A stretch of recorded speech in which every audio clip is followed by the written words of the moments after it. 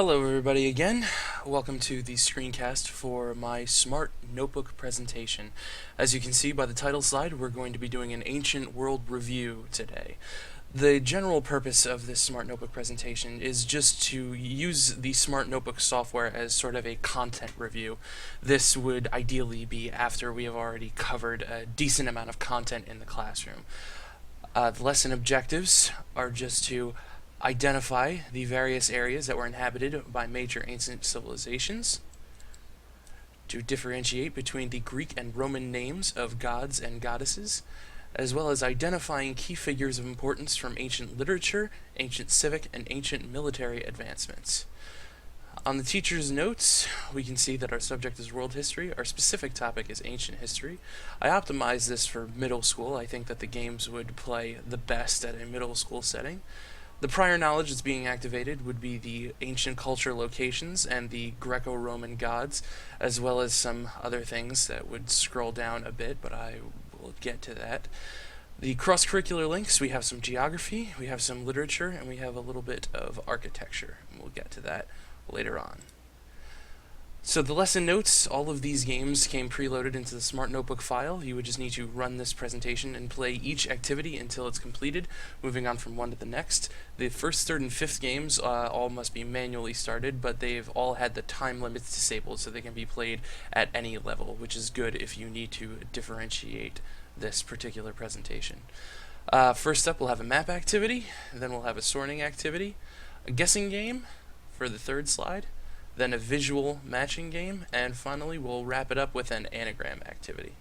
So let's get started. We'll just click here to next page.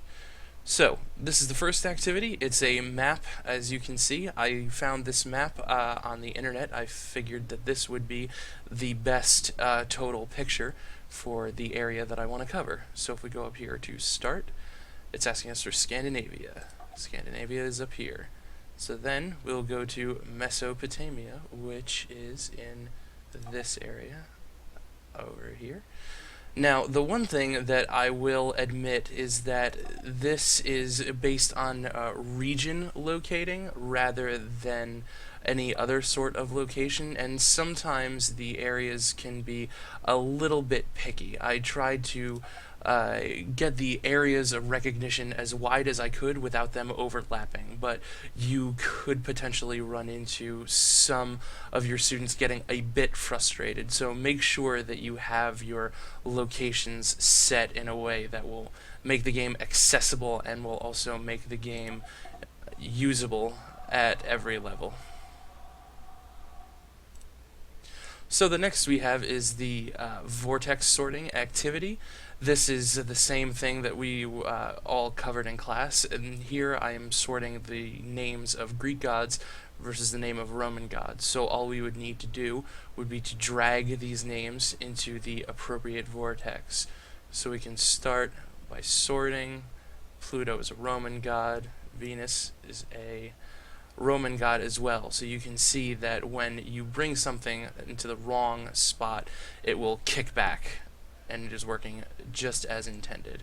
So Jupiter is a Roman god, as is Venus, Neptune, Juno, Mercury, and Mars. Generally speaking, if you have a name that is a planet, you are likely dealing with one of the Roman gods. And all these others are Greek. So now we can move on to our third. Now this is a spelling activity where the students will get a hint on the left-hand side.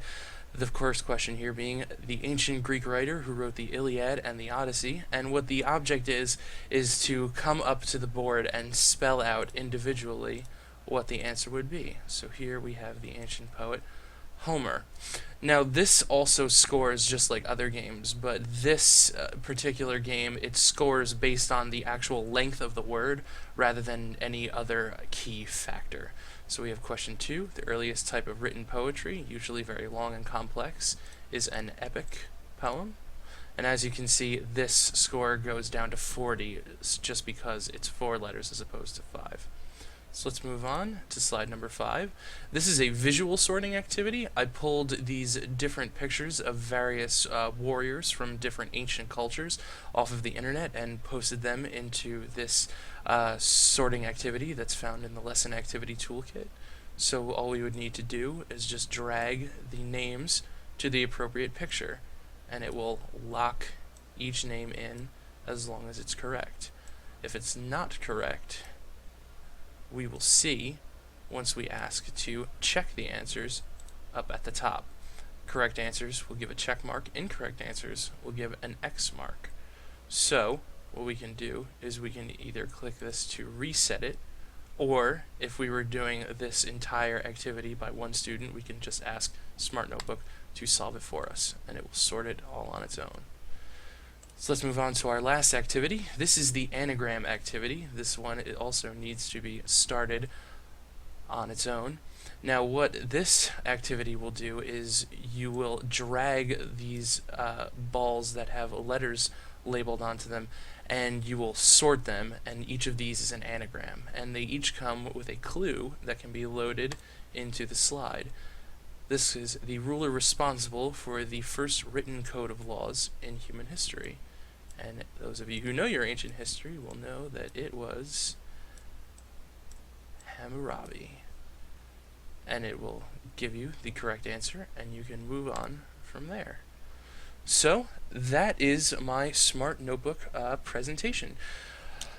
And I hope everybody was able to understand it, and I hope everybody found this helpful. Thank you very much.